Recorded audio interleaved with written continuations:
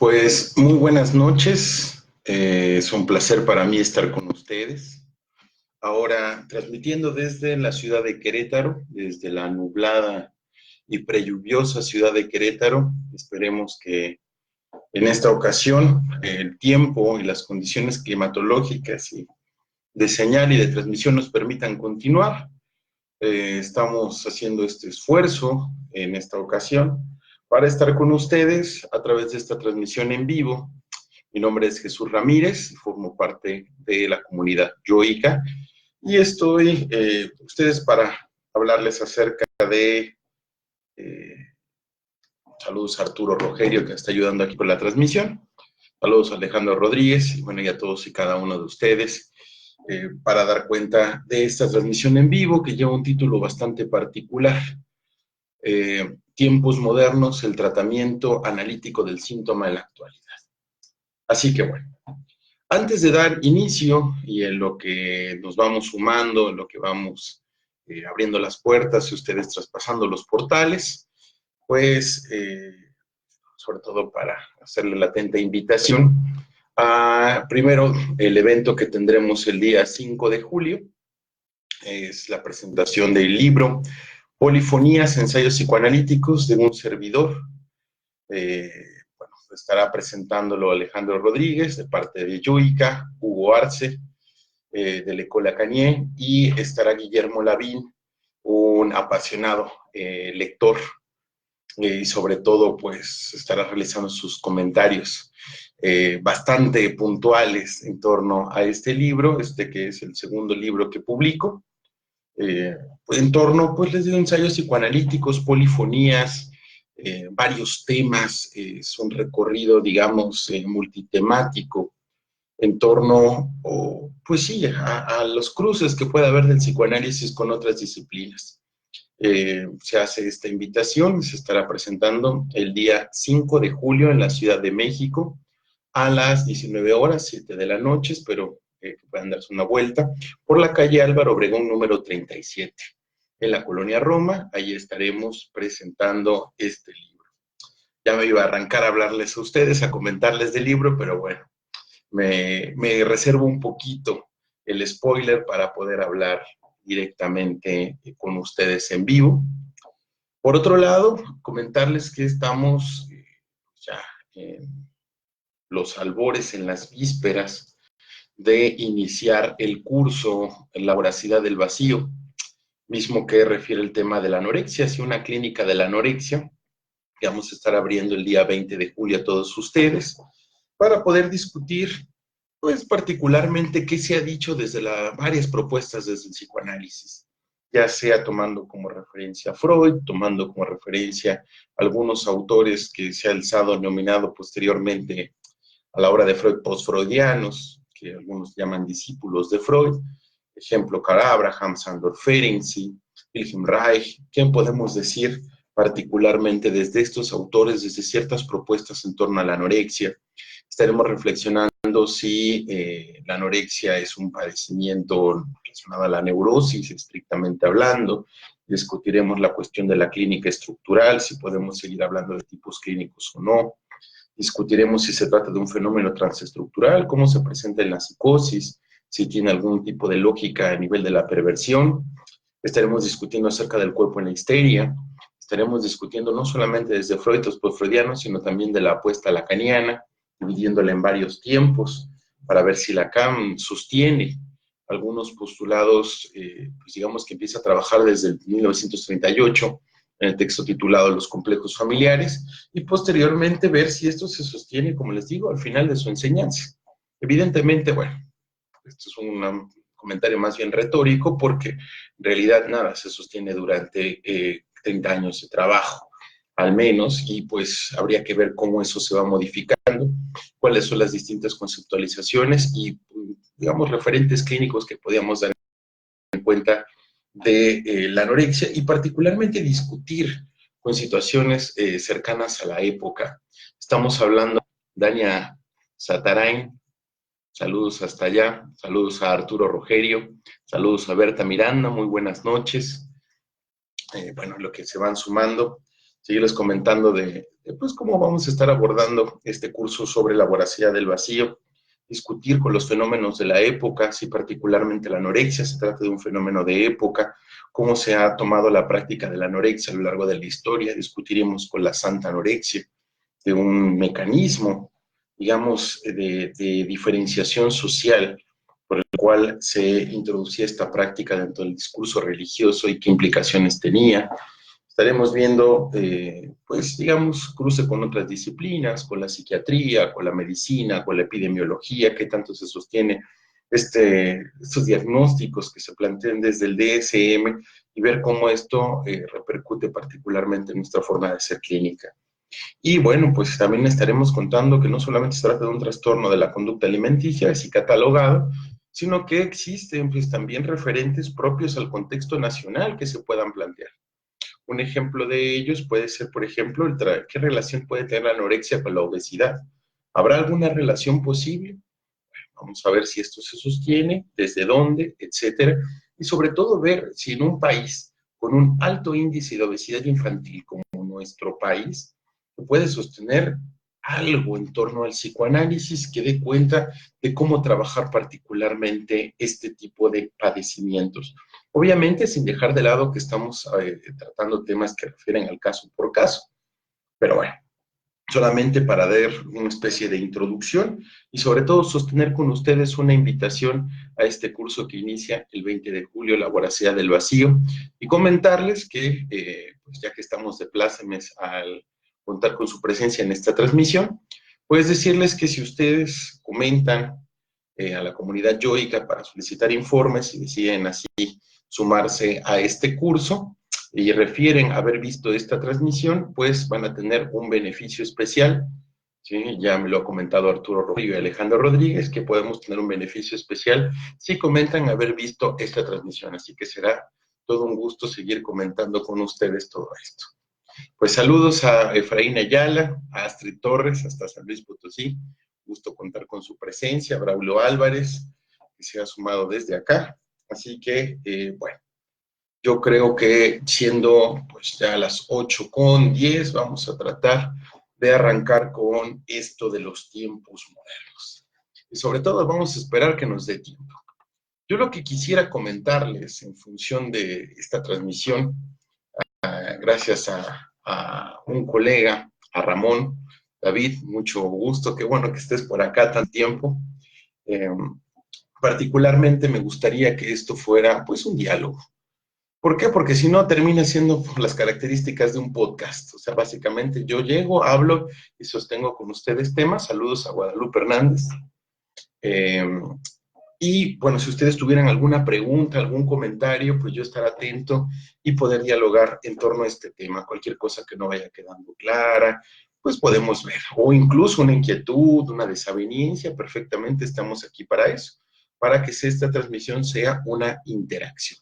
No sea necesariamente un podcast donde yo hablo y esto se queda. Saludos a Mónica Hernández. Así que bueno, pues tiempos modernos, el tratamiento analítico del síntoma en la actualidad. ¿De qué se trata? ¿Para dónde va? ¿Qué pretendemos? Bueno, básicamente este es un trabajo que tengo que comentarles que me genera cierta incomodidad. ¿Sí? Una incomodidad, ¿por qué? Porque fue un trabajo que pude desarrollar en el 2013.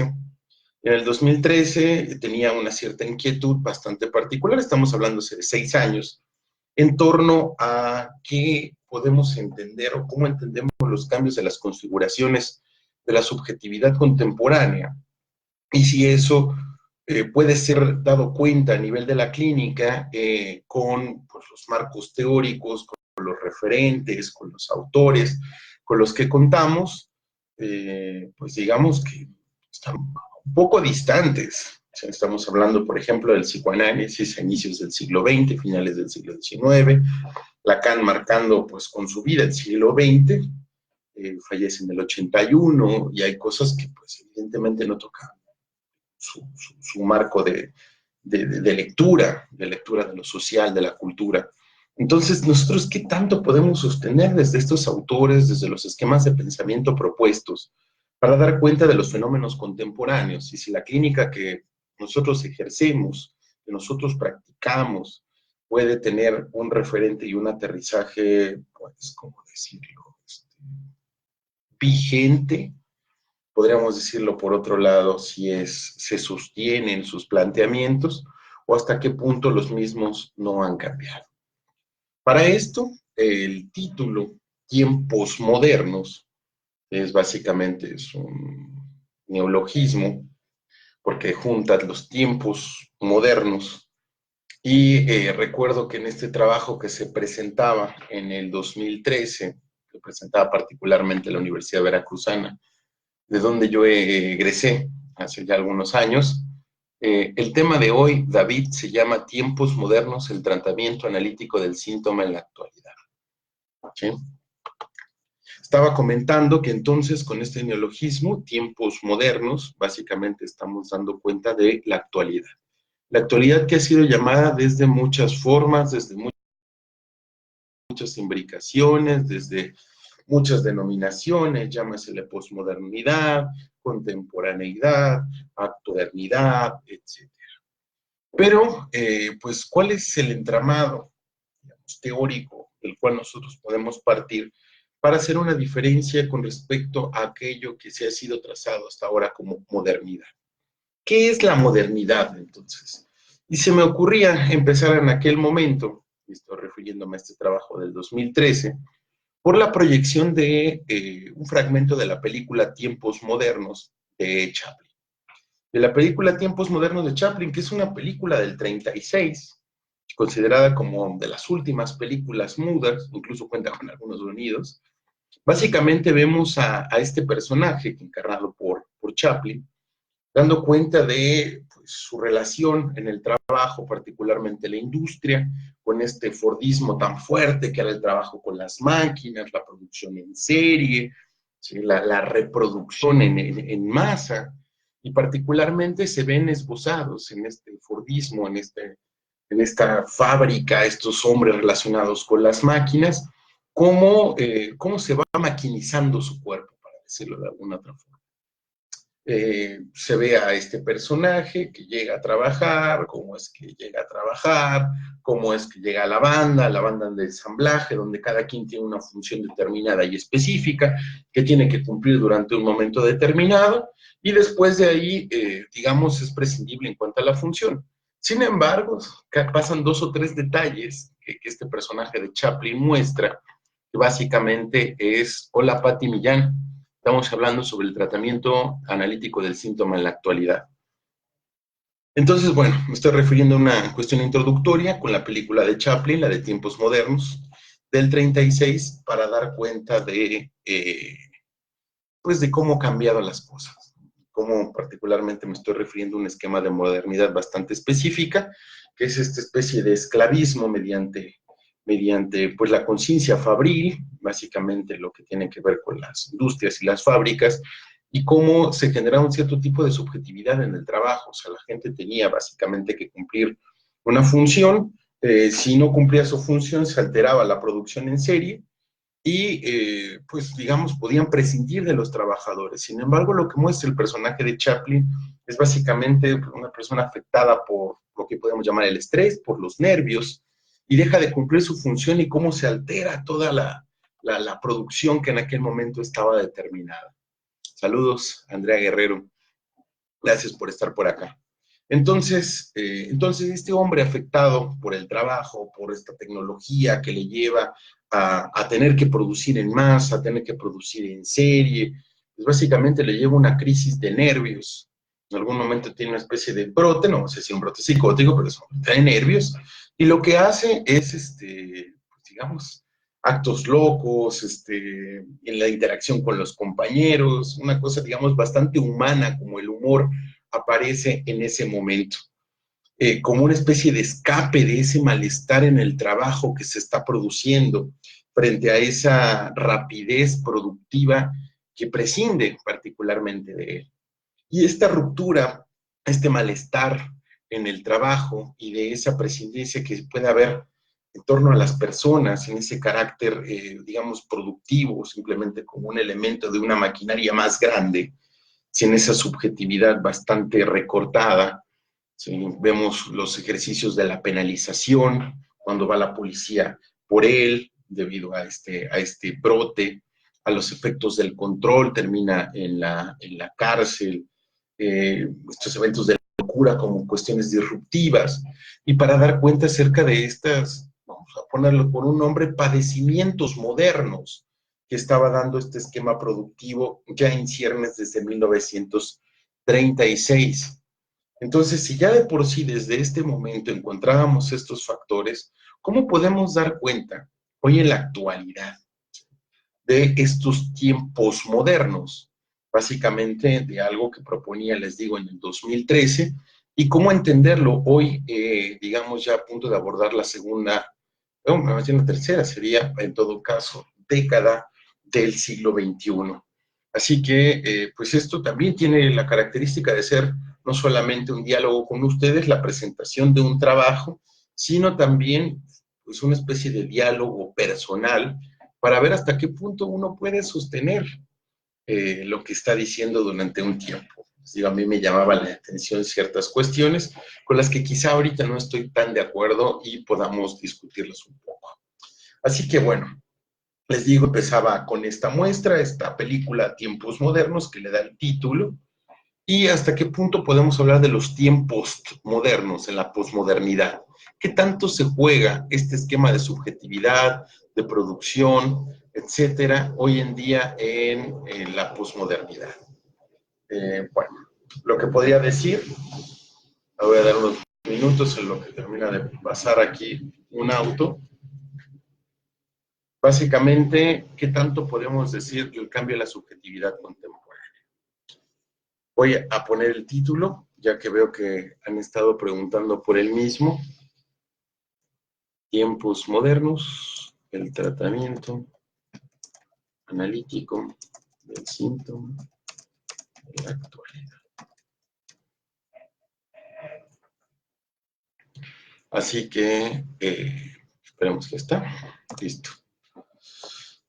Ahora, tomando esto como referencia de una modernidad que podríamos llamarle tardía en todo caso, ¿cómo podemos pensar en la actualidad estos procesos de subjetivación que son atravesados no solamente por lo laboral, sino por lo discursivo y por ciertas fórmulas en las cuales me parece que tenemos que sacar ciertos conceptos para dialogar?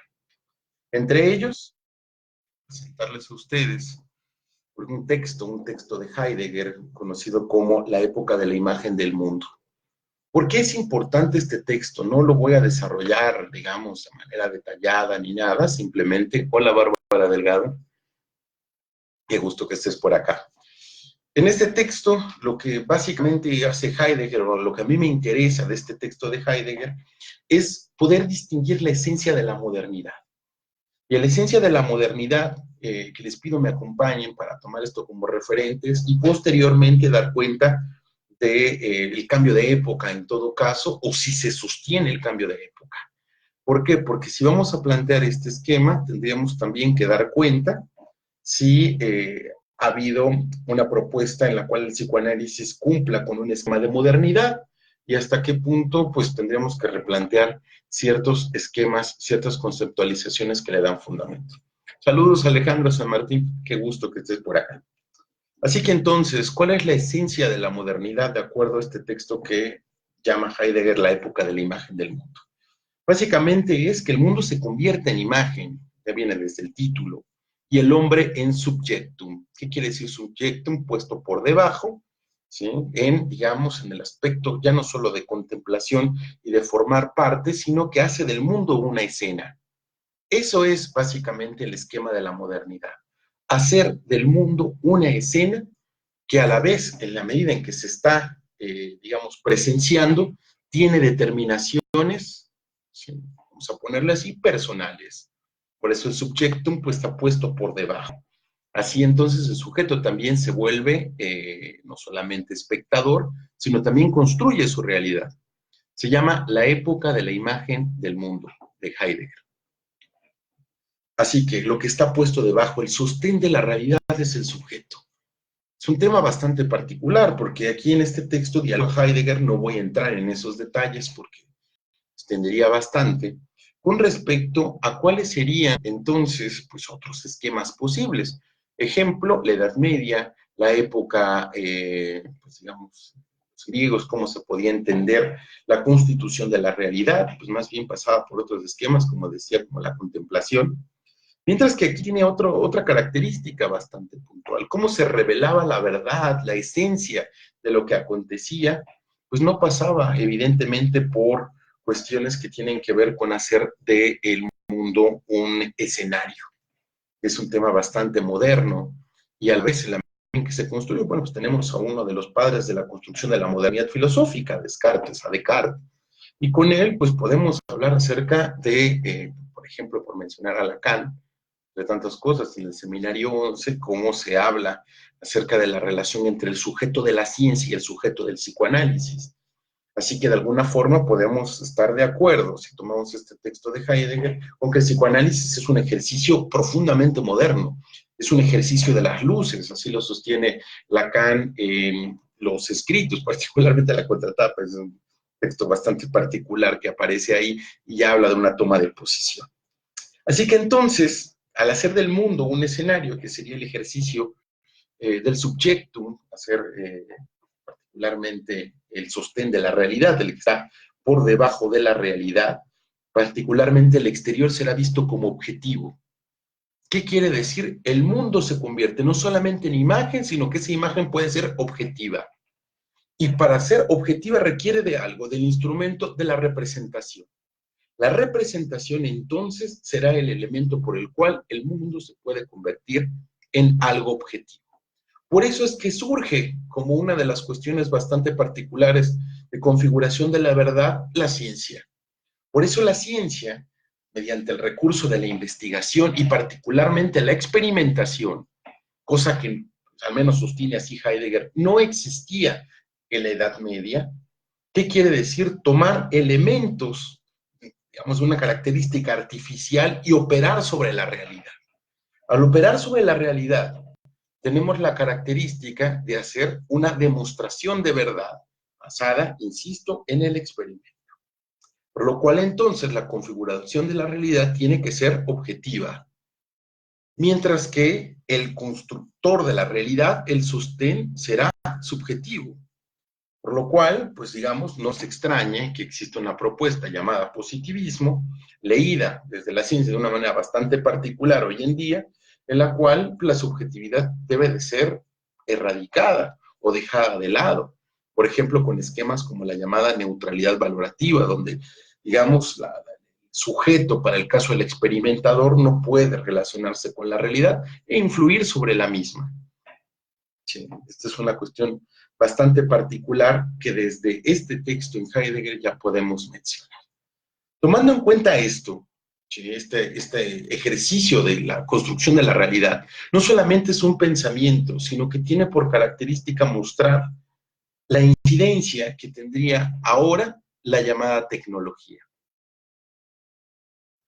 No solamente en el ejercicio, por ejemplo, tenemos que diferenciar técnica de cómo lo haremos. Bueno, la técnica sería, por ejemplo, el medio por el cual el hombre satisface sus necesidades y se adapta a la naturaleza.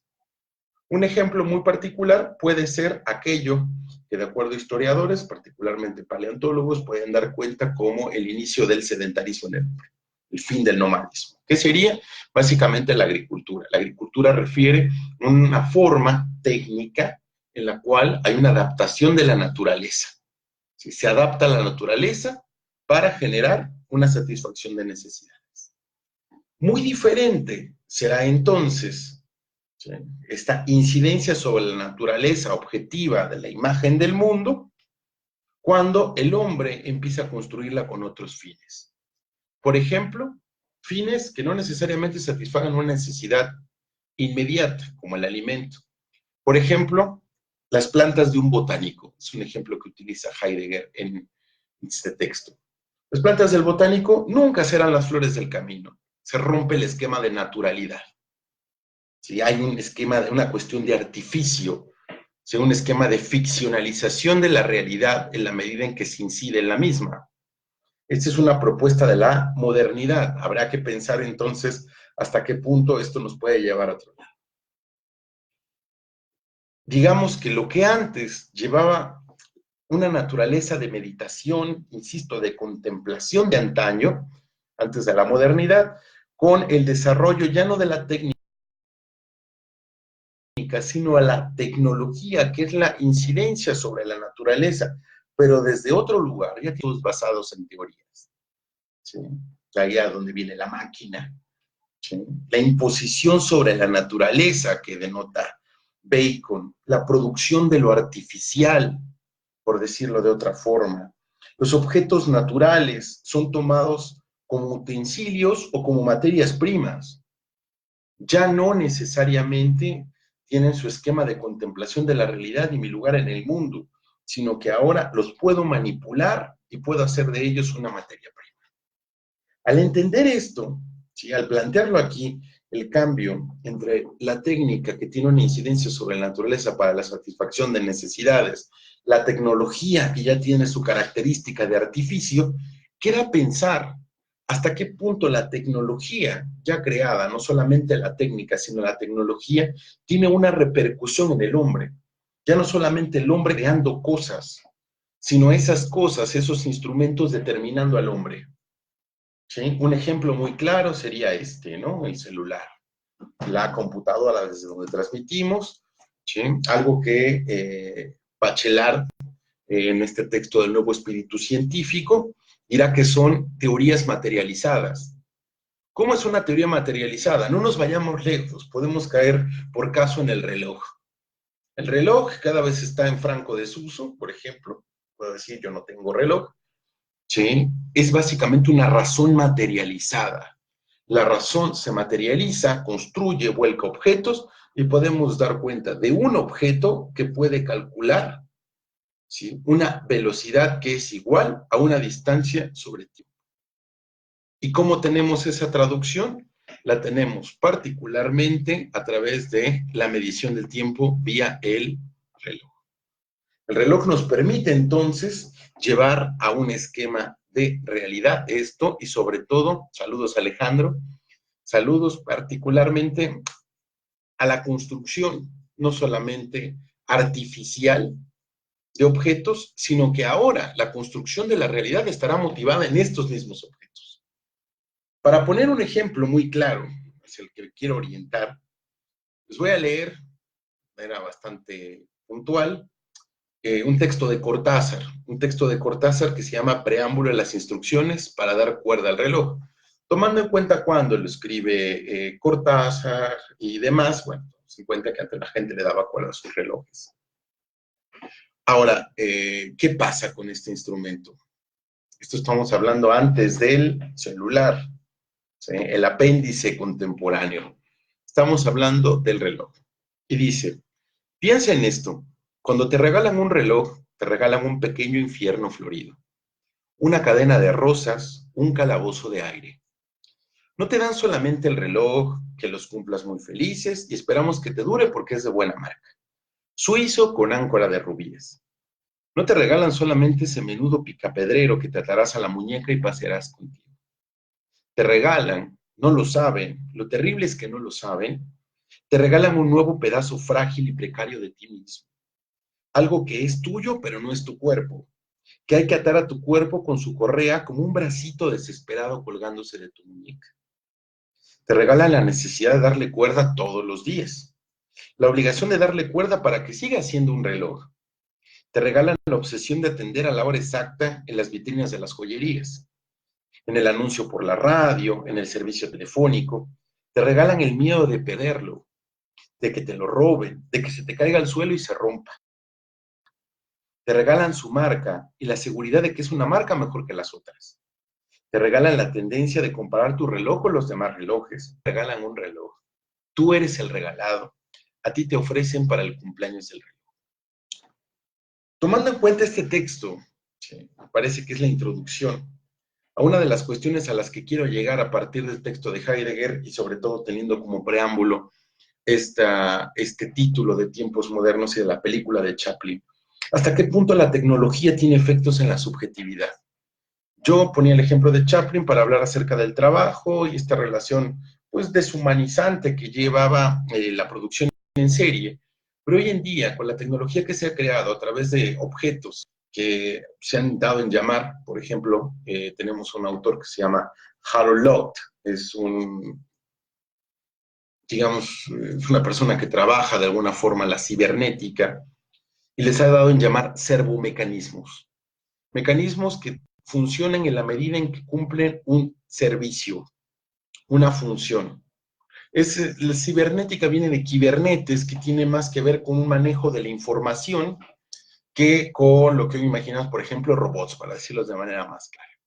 De hecho, para quien lo quiera contrastar, puede ver en el seminario 2 de Lacan, yo, la teoría de Freud, puede ver un capítulo que se llama Psicoanálisis y Cibernética. Entonces, ahí aparece la cibernética en 1954, por ejemplo. Entonces vemos que no se trata de esta cuestión de la robótica, pero de alguna forma nosotros ya asociamos cibernética con robótica. Así que la robótica, de alguna forma, ¿sí?, funciona como este servomecanismo con un brazo robótico que permite, por ejemplo, en una industria, realizar aquello que la gente que se oponía a las máquinas estaba en contra. ¿Por qué? Porque iban a prescindir del factor humano. Ese era el tema. Pero, ¿sí?, este servomecanismo que hacía prescindir al factor humano en las industrias, de repente se estalla y se vuelve, digamos, como en sus fragmentos y empiezan a caer esta especie de derelictos en la vida de cada quien. Llámese desde el reloj, como le estoy comentando, desde el celular, desde la laptop, desde instrumentos, desde objetos que debían de cumplir una función y cuando nos damos cuenta nosotros somos regidos por ese objeto en la medida en que ha entrado en algo más grande que nosotros podemos llamar dispositivo. ¿Qué es un dispositivo? Bueno, es un dispositivo, lo podemos tomar de varias formas. Ha habido varios autores que han podido dar cuenta de él. Por ejemplo, tenemos a Foucault, para hablar de los dispositivos de control y dispositivos disciplinarios.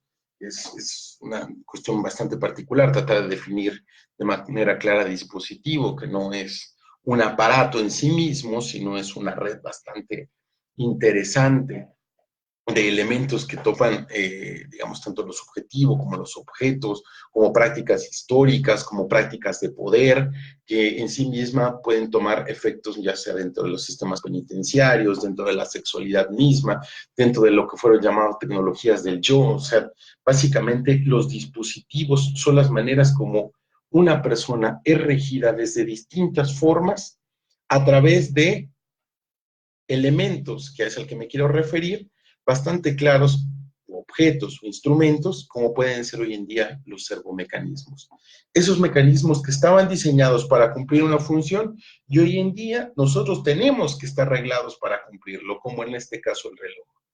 Cómo una persona vive para dar cuerda a su reloj y se comparará y tendrá relaciones y, digamos, permite un montón de esquemas. Podríamos incluso analizar este texto y dar muchas variantes, ¿no? El hecho de que sea como una extensión del cuerpo, pero que no pertenezca así. El hecho de que permita estándares de distinción y de comparación social, el hecho mismo de que establezca un patrón en el sentido de que exista una hora en la cual se tenga que regular las cosas, hay personas que se rigen por el tiempo y pueden acordar citas, encuentros en función de eso. Así que entonces que una persona le regale un reloj no quiere decir que pues digamos, sea un instrumento a cualquiera. Como termina Cortázar, más bien uno es regalado al cumpleaños del reloj. ¿Y qué determina entonces que nosotros tengamos que pues dar cuenta de estos objetos, de estos servomecanismos para los cuales ahora nosotros servimos? Básicamente esta noción de dispositivo, un dispositivo hoy en día tecnocientífico, que dan cuenta pues no solamente de una condición de los cuerpos, sino también de las mismas conciencias. Para el caso, entonces, ¿por qué una persona requiere llevar en su vida cotidiana una relación con los objetos de una manera bastante particular? ¿Sí? ¿Por qué en tiempos de la obsolescencia programada, donde las cosas pues ya prácticamente nacen y están muriendo en el momento porque pierden un valor determinado, básicamente se tienen que consumir más, más y más, y eso permite detalles de distinción? ¿Qué cuestiones nos hablan de factores de dispositivo? Por ejemplo, para que podamos dar cuenta, así como servomecanismo, el reloj. Un ejemplo de dispositivo puede ser el espacio regido por el GPS. ¿Sí? Los organismos que trabajan particularmente con la epidemiología, volcando todo a nivel de cifras y números, la cantidad de estudios científicos que aparecen en redes sociales para determinar márgenes de verdad, las redes sociales para establecer elementos de verdad, en esta época así llamada de la posverdad. Así que esos básicamente son efectos de los cuales los dispositivos hablan acerca del uso de lo que es llamado servomecanismo. Así por lo cual uno pues prácticamente trabaja para estos objetos. Y estos objetos generan ciertos márgenes de control. Y no solamente se quedan ahí, sino que también podemos ver otra cosa. Podemos ver cómo estos aparatos, estos dispositivos, insertos en determinados dispositivos, como puede ser GPS, etcétera, donde todo se termina coagulando en cuestiones y objetos como este, se integran en algo más grande, que es a lo que a nosotros nos interesa en el ámbito del psicoanálisis, que es la cuestión discursiva. El discurso como tal que asigna roles de manera simbólica, ¿sí? Y relaciones tanto de saber como de poder para el caso de Foucault y determinaciones de subjetividad. ¿Sí? Como una persona, ¿sí? En su margen de subjetividad, ya no de subjectum, Heger se llama la época de la imagen del mundo, Alexis. Gracias por preguntar. Entonces, llegado al caso, ¿sí? Un discurso asigna roles, asigna posiciones y sobre todo determina subjetividades, por los cuales entonces este subjectum que parecía lo que estaba puesto por debajo y construía la época de la imagen del mundo, hoy en día prácticamente está determinado por estos discursos que lo llevan a un esquema de reproducción inmediata, no solamente de objetos, sino básicamente de condiciones de vida. Y frente a esos, digamos, efectos de reproducción de condiciones de vida, ¿qué hacer? ¿Qué hacemos si de repente ya hay una condición para la cual nosotros estamos en el mundo? Eso es algo que a nivel simbólico llegó a trabajar, por ejemplo, Lacan en el Seminario 5 de las Formaciones del Inconsciente, cuando habla de, digamos, el Edipo en una característica estructural, ¿sí? Como este sujeto del deseo ya está sujetado por un discurso que le antecede, que le precede en ese sentido. Discurso del deseo de los padres, el deseo de la madre por poner un lugar, que le da su lugar como viviente, montón de cosas más. Pero ¿cómo? A través de la producción, hoy en día estoy tratando de relacionar es un choque de discursos para hablar acerca de lo que llaman el amo contemporáneo, que sería el discurso del capitalista, el discurso del capitalismo. Entonces, dar cuenta de cómo ahora ya no es la palabra la que vale en sí misma y determina a nivel discursivo una figura de autoridad como anteriormente lo condicionaba el amo. El amo antiguo era el que dictaba lo que tenía que seguirse, ya el rey, de la figura del gobernante, y hoy en día lo que vemos es que parece ser que en el cenit del discurso, en la parte más importante del discurso, ya está en sí mismo la palabra, sino está el objeto, el cenit del objeto. Así lo menciona Lacan en Radiofonía y Televisión, un texto bastante llamativo al que les invito a su lectura. ¿Qué hacer entonces con estos objetos que forman parte y a la vez no? Estos gadgets, así llamados, que pues configuran forma y nos ubican discursivamente y que nos ponen, pues digamos, en un lugar bastante llamativo. En algún momento, Lacan sostiene que el analista toma un lugar de semblante de objeto. ¿Sí? Habría que desarrollar mucho. Simplemente lo que quiero comentar con ustedes es hasta qué punto, y esta es una propuesta que ustedes pueden seguir en un texto de Brownstein, de Néstor Brownstein, que se llama El inconsciente, la técnica y el discurso del capitalista, para hablar particularmente de esto estoy refiriéndome. Si el analista funciona como un objeto más, digamos, del entramado de objetos de consumo, pues básicamente lo que parece ser que el psicoanálisis está en franca extinción. Por poner un caso, hay gente que prefiere consumir cualquier tipo de objeto, producto, práctica, que ir a análisis. ¿Sí? Ya sea un objeto en una situación, no necesariamente tiene que ser un objeto como tal. Sí, podemos cambiar un ejemplo muy claro, ¿no? Mejor irse a una fiesta, una noche larga, que pues ir a hablarle a alguien, ¿no? ¿Qué punto y qué vigencia, qué poder tiene la palabra hoy en día? Parece que el psicoanálisis tiende a darle un lugar primordial a la palabra que se puede consensuar, a la palabra que, digamos, tiene la validez misma en el momento en que se encuentra una persona que padece y va a consultar y encuentra una escucha en otra persona que lo recibirá en esta función de analista, siempre y cuando esto ocurra. Y hay que pensar si de verdad, pues esta cuestión de cuándo se van a ver en los honorarios, en la función del pago, que introduce el pago como una variable simbólica, no es una cuestión de reproducción en masa, no se trata de ver cuántos pacientes hay, entonces cuánto voy a calcular mi ingreso. Entonces, ¿dónde queda la posición de los practicantes del psicoanálisis más allá de la cuestión de la escucha en su ejercicio clínico como discurso? En ese sentido, pues digamos, si estamos viendo que la modernidad tardía llevó a poner en tensión el uso y el ejercicio de la palabra, tendríamos que ver entonces y a poner en un lugar a los objetos, de los cuales también el mismo analista puede formar una serie. Hay que ver hasta qué punto también esto que en un momento es llamado la envoltura formal del síntoma, las formas como se presentan los síntomas hoy en día, son consecuentes a aquellos en los que el psicoanálisis prestó escucha y, digamos, realizó una investigación, teorización, formalización en torno a esto. ¿Se sostiene o no se sostiene? Sí. Bueno, ahora que lo comentas, David Ortiz, se pareció este fenómeno en los consumos culturales de música. Y sí, de alguna forma sí, antes habría que ver qué se desarrollaba por un factor estético en la música y hay que ver hoy en día digamos, los productos de consumo cualquiera. O sea, no, es como si podemos comparar una ópera, podemos comparar a Verdi con Daddy Yankee, ¿no? O sea, no hay una cuestión que se pueda establecer en ese sentido. Así que habríamos que pensar, tendremos que pensar en este sentido, y qué bueno que lo mencionas, porque también son consumos culturales, son objetos de consumo, y no necesariamente objetivo, sino de producción. Ya no tiene una repercusión de una cierta trascendencia.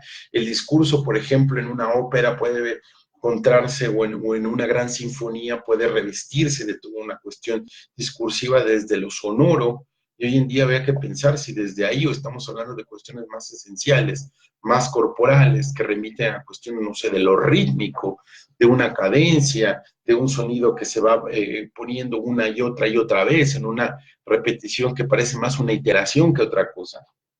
Entonces, en esos, digamos, los albores, el inicio como tal de los tiempos modernos, que es la ascensión al cenit, al punto, digamos, más alto de estos objetos de consumo, donde ya ponemos en tensión el lugar del psicoanalista en la medida en que le da un lugar a la palabra.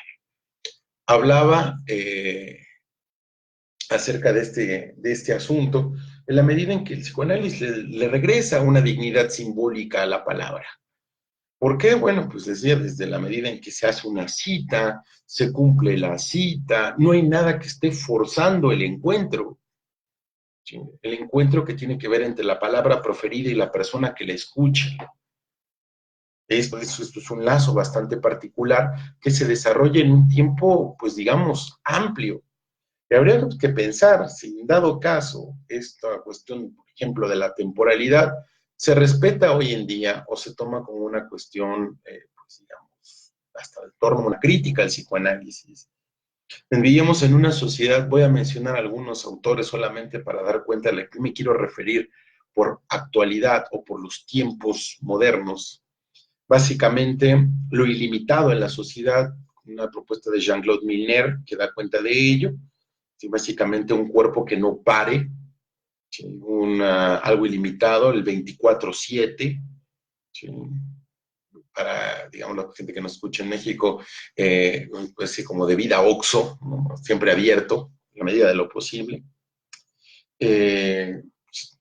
megas ilimitados, consumos ilimitados, y eso lleva al sin límite, y el sin límite pues, nos pone en una cuestión donde anteriormente pues la palabra tenía una limitación bastante particular. Y hoy en día, ¿también la palabra tiene ese ejercicio de delimitación o no? Habríamos de ver ese asunto. Otro, la alteridad del cuerpo. El cuerpo se presenta como un otro. Fenómenos, por ejemplo, de angustia, de ansiedad, que se presentan cada vez más, en los cuales el cuerpo parece que habla, grita de alguna forma, y la persona no sabe qué hacer con ello. Lo único que refiere entonces es llegar a pensar que se trata de una enfermedad, de algo sobre lo cual el cuidado del cuerpo tiene que ejercerse como una visión imperativa. Y hablando de imperativos, también habríamos de mencionar algunos imperativos que se dan cuenta en la época. Por ejemplo, la velocidad, o sea, todo mientras más rápido mejor. ¿Sí? Un cierto nomadismo contemporáneo para dar cuenta acerca de aquello que puede cambiar, aquello que puede ser lo múltiple, todo ilimitado, tal cual David. Y sobre todo, cuando mezclamos lo ilimitado, la velocidad, la urgencia, que eso también ha sido una de las interrogaciones que se ha hecho en la clínica analítica. Si se desarrolla en una cantidad de tiempo importante, pues puede atender urgencias. ¿Cómo atendemos urgencias? Puede haber psicoanálisis en los hospitales, ya nos ha hablado Omar Domínguez sobre ello, sobre su trabajo, y lo que se despliega en materia del discurso, que tiene que ver con una temporalidad específica. Pero entonces el psicoanálisis es interrogado en la actualidad con respecto a si puede responder con urgencia y puede tener efectos inmediatos, otra cosa. Efectos inmediatos para traducirse, por ejemplo, en diagnósticos que determinen de alguna forma el padecimiento, nombren el malestar. Y eso es algo a lo cual pues debemos de ser cautos. Una cosa es trabajar con, por ejemplo, tipos clínicos y otra cosa es dar cuenta, ¿sí?, de procesos en los cuales un fenómeno de identificación determina toda una identidad. Ejemplo que podemos dar cuenta en el padecimiento y la forma de asimilarlo y cómo podemos integrarlo nosotros. Si una chica piensa demasiado en una amiga, podría ser lesbiana. Llegan los padres y comentan esto tal cual. Es que yo escuché, yo leí, yo vi, yo consulté en internet y yo lo que quiero es que me diga así tal cosa. Otro, si alguien come mucho, ¿sí?, se indigesta, puede tener un trastorno por atracón o puede ser hasta bulímico. Si alguien experimenta cambios anímicos de manera drástica, puede ser considerado bipolar. Por lo cual entonces los diagnósticos son, digamos, de uso corriente. Y tendríamos que pensar, para el caso, si el diagnóstico es de uso corriente y una etiqueta bastante inmediata, ¿hasta qué punto no responde a los fines del consumo actual? Ejemplo, lo van a encontrar en un texto de Darien Lieder, que se llama nada más y nada menos que Estrictamente Bipolar. Y en Estrictamente Bipolar, Darien Lieder, que es un analista inglés, da cuenta de cómo pues, hay un aparato de mercado bastante interesante para dar cuenta de los diagnósticos de bipolaridad, de la promoción del diagnóstico, lo cual rompe completamente con todo un esquema, fíjense, urgente, la velocidad en responder, lo breve del tratamiento y la respuesta inmediata. ¿Qué quiere decir? Todo traducido en un objeto que puede ser, por ejemplo, un fármaco. Y la industria que está detrás de ella promocionando el diagnóstico, lo cual no quiere decir, ojo, que no existan eventos de ciclotimia y eventos donde el psicofármaco pueda tener una relevancia. Pero por otro lado, también tenemos que ver hasta dónde, y ese ejercicio clínico, ese trabajo, o incluso la discusión entre epistemes, llevar a la discusión con la psiquiatría, con la sociología, mismo psicoanálisis, su posición discursiva, hasta qué punto estamos a favor del diálogo y hasta qué punto nos vivimos encerrados en cada quien. Es una cuestión de donde podríamos llevar un poquito la ética contemporánea. ¿Sí? Otra cosa, que puedo comentarles de estos llamados tiempos modernos, evidentemente tiene que ver con, pues, una especie de insaciable avidez. ¿A qué me refiero por insaciable avidez? Es algo que Nietzsche dice en las consideraciones intempestivas. Les invito a que lo chequen para ver esta cuestión. No es casual que para hablar del fin de la modernidad, Bátimo haya puesto a Nietzsche en un cierto lugar interesante. ¿Sí? Esto que es pues, una especie de apresuramiento indigno, de una inquietud febril, ¿sí? por algo que tiene que ser, digamos, variado y consistente, es la búsqueda constante de una consistencia. Y frente a ese fracaso de la consistencia, viene el malestar, viene la depresión, viene la carencia de sentido, viene el ya no sé qué hacer de mi vida, es que ya esta relación de pareja no me hace sentir bien, viene una cantidad de cosas bastante problemáticas. Que si nosotros podíamos relacionar de un lado, digamos, previamente a la neurosis, hoy en día se porta como un imperativo cual la gente debe de cumplir. Parece ser que entonces ya no necesariamente quisiera evitar a una persona el displacer y acercarse al placer, sino básicamente la persona buscaría ser excitada todo el tiempo, por una vida que sea completamente excitada, ¿no? Ya no basada en una noción, por ejemplo, de la felicidad que pueda ser momentánea, sino una felicidad que, al decir el Lipovetsky, podemos llamar paradójica, en la medida en que funciona como una tendencia, pero como una tendencia aplastante, como un imperativo. Y eso es una cosa que podemos ya acercarnos para hablar acerca de el posicionamiento del psicoanálisis frente a estos tiempos modernos. ¿Qué hay más? Hay muchísimos más, y para quien quiera, con mucho gusto voy a dejar al final mi correo, me pueden escribir ahí, o si ustedes gustan que les haga llegar las notas de esta presentación, me pueden dejar sus correos en los comentarios y yo se los paso para seguir la discusión. Voy a poner mi correo y también me gustaría que ustedes pudieran poner el suyo en todo caso para estar en diálogo y para saber, pues digamos, cuántas personas se han visto convocadas en torno. Así que, pues a lo que quiero llegar es a lo siguiente. ¿Cómo posicionarnos en torno a esta construcción? Donde pues, lo que vivimos básicamente son fenómenos que pudiéramos denominar de hiperrealidad. Hiperrealidad, que es un concepto de Baudrillard, para decir cómo ya no nada más hicimos de la imagen un mundo, sino que ese mundo se virtualizó y nos determina de formas inmediatas, ¿no? Pues básicamente, para cualquier persona que quiera consultar Black Mirror, puede dar cuenta de ese detalle, ¿sí? ¿Cómo dar cuenta de estos, no solamente fenómenos, ¿sí? Sino presentaciones de un padecimiento? Frente a estas presentaciones de un padecimiento, lo que damos cuenta básicamente es que ya aquello que funcionaba antaño en la modernidad como un ideal, como una tendencia, hoy hace las veces de un imperativo. Y que la tendencia, que el ideal se convierte en un imperativo, lleva un margen de forzamiento bastante particular. Y frente a ese forzamiento, lo que parece ser que se debe de cumplir, se tiene que cumplir, ya no como un imperativo categórico, sino como una necesidad violenta, para decirlo de otra forma, sí, que incluso puede llegar a atentar contra la vida misma. Esto hace que de alguna forma las presentaciones de un padecimiento contemporáneo tengan una característica distinta. Para eso, una de las rutas que se ha trabajado por algunos autores ha sido particularmente la figura de lo que Lacan ha llamado la declinación de la imago paterna. Es un trabajo del 38, que se llama Los complejos familiares, y ahí lo pueden ver tal cual. Básicamente, a través de la figura del padre o de la función paterna se asociaba una figura de instauración simbólica y una forma de pues, darle cumplimiento. Y frente a esa manera de darle cumplimiento, pues básicamente lo que quedaría para tratar de dar cuenta de ello sería el ejercicio de la palabra. Le daba una dignidad a la palabra, una autoridad a la palabra.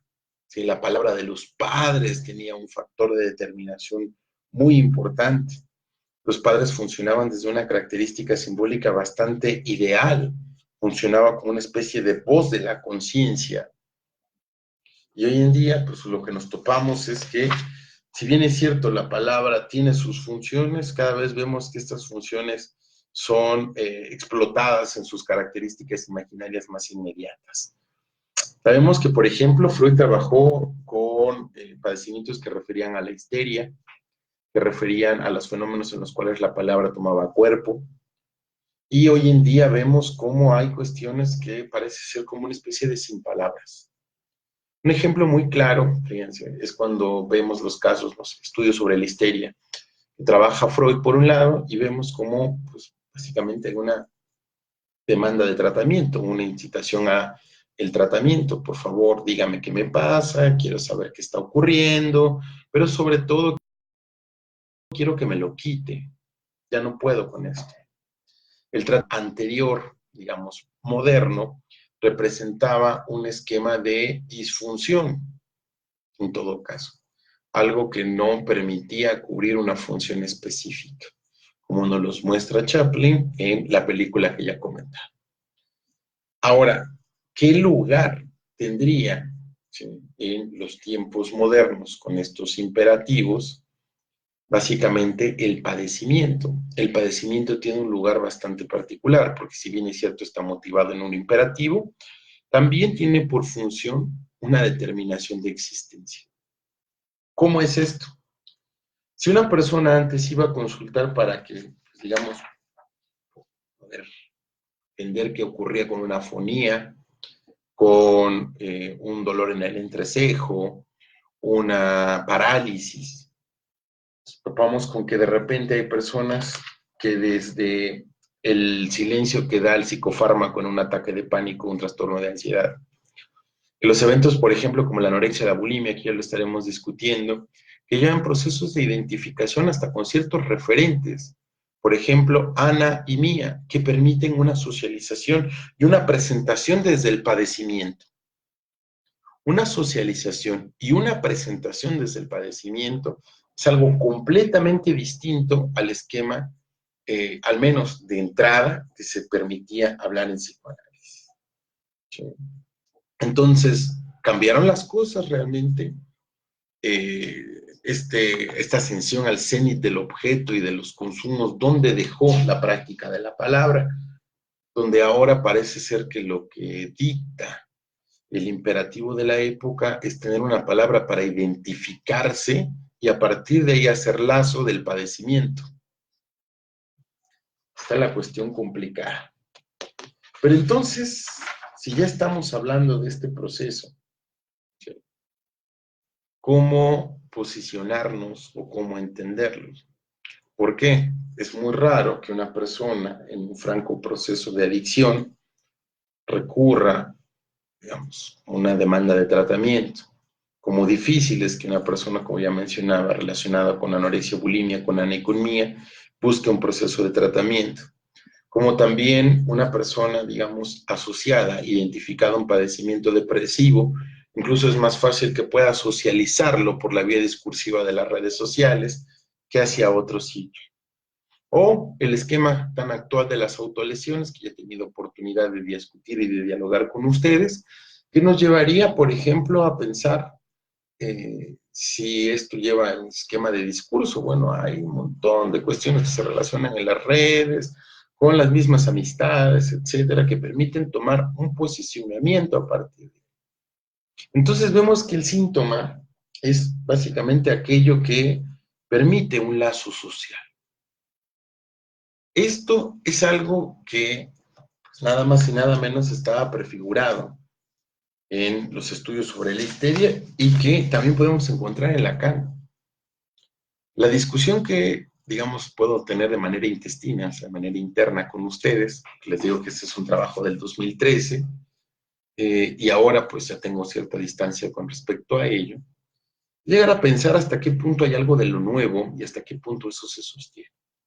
En su momento yo creía que básicamente teníamos una ruptura, un cambio de época y pues el análisis estaba en riesgo. En riesgo por tomar en cuenta esta cuestión del discurso del capitalismo que hacía del psicoanálisis una práctica más. Ahora, si bien es cierto, dejar eso de lado, habría que pensar que tanto eso se configura en padecimientos. ¿Qué hay tanto de lo nuevo o qué no es nuevo? ¿O qué elementos de los que ya podemos encontrar en la teoría, tanto con Freud como Lacan, como con otros analistas contemporáneos, puede aún mantenerse como forma de tratamiento? Me parece que el lugar de la palabra y el esquema de contemplación vía el discurso y en la escucha misma sigue dando un lugar de dignidad, pero particularmente permite entender algo, que digo, ya estaba prefigurado. En estudios sobre la histeria, Freud vende una clínica freudiana bastante interesante, en el tomo 2 de las obras completas, Seminario 17, de Lacan, cuando hace de la histeria un discurso, lo que permite es hablar desde un patos, desde un padecimiento, pero un padecimiento que ya tiene un tratamiento vía la palabra. Por lo cual entonces el tratamiento vía la palabra quiere decir que el síntoma en sí mismo ya es un tratamiento. Por lo cual lo que nos mostraba desde el inicio, digamos, en esquemas clásicos de la teoría y de la clínica, pues digamos, todavía se puede mantener. ¿Qué quiere decir esto? Pues básicamente que el hablar es un esquema patológico. ¿Qué quiere decir? Que motoriza afectos, que lleva a hablar de padecimientos, que la persona lleva a implicarse en ellos y que los ejercicios, usos y modas y manejos que pueden cambiar completamente no serán más que una envoltura formal, así llamada en su momento, del síntoma. No es la determinación del síntoma tal cual. Hay que buscar entonces ese núcleo histérico en el síntoma. ¿Qué quiere decir con núcleo histérico? La forma en cual la palabra toca algo del padecimiento y lo mueve, y lo motoriza, y lo trabaja, y lo hace, digamos, lazo. Y por otro lado, aquello que lleva en su carácter de envoltura a enredarnos y a quedarnos entrampados en ello. ¿Sí? Es como si tuviéramos que poner un esquema, y con esto ya voy a ir cerrando. Pues básicamente, en algún momento, creo que desde el inicio del psicoanálisis, que podemos fechar según Strecci en 1896, con la publicación de un texto que se llama Nuevas puntualizaciones sobre las neuropsicosis de defensa, un texto donde Freud ya refiere el término psicoanálisis de manera pública, y ahí habla acerca de la diferencia entre las neurosis obsesivas y las histérias. Y parece ser que la neurosis obsesiva fuera como una especie de recuerdo exactamente el término con el que lo utiliza, pero fue una especie de redoblamiento de la histeria. Para el caso sería un dialecto, utiliza esa frase, un dialecto de la histeria. Por lo cual entonces podríamos ver si hoy en día, en la contemporaneidad, en la actualidad, en los tiempos modernos, básicamente lo que vemos no es este resguardo, este síntoma secundario que tiene la neurosis obsesiva mediante una característica imaginaria, ¿sí? Bastante apegada en su sentido identificatorio con el yo, por eso la gente se identifica a su padecimiento y vive desde él con una cierta convicción bastante particular, que pues básicamente habríamos de buscar qué hay detrás en esa matriz discursiva que nos llevaría a identificar ese patos de la palabra, cómo eso fue construido por una vía analítica. Hay no que olvidar que para Freud lo importante es que al dar cuenta de cómo se conformaba un síntoma, podríamos dar cuenta de qué función cumple. Entonces, al ver el funcionamiento del síntoma y de las causas de esa formación del síntoma, podemos ubicar su sentido y sobre todo sus efectos de sinsentido, por lo cual ya estaríamos hablando de un análisis. ¿Qué quiere decir? Que hablar, ¿sí? A diferencia de hablar en otros lados, que podríamos llamar blablar, ¿sí? El bla, bla, bla, bla, bla, bla. En el análisis parece ser que lo que se hace es hablar desde otro lugar, es un hablar patológico, lo que me quiero referir. Es un hablar que no es sin consecuencias y que en esas consecuencias entonces se están moviendo padecimientos donde ya no podemos quedar librados al amparo del discurso contemporáneo y de las exigencias contemporáneas, sino básicamente ir más allá en aquello que ha generado un proceso de determinación de un padecimiento y de una condición de vida que le da sustento. Esta es otra manera de rescatar, incluso me atrevo a decir políticamente, la dignidad que se pueda tener como sujeto, ¿sí? En una, digamos, en un capitalismo salvaje, como el que podemos vivir hoy en día, donde las personas completamente arrasadas, así como en esta película de tiempos modernos, donde pues un hombre es perfectamente desechable. ¿Hasta qué punto podemos regresar a esa dignidad como tal? Pues básicamente por la vía de este decir patológico, que hasta cierto punto podemos relacionarlo con otras disciplinas, por ese coraje de la verdad que lleva a posicionarse desde un discurso.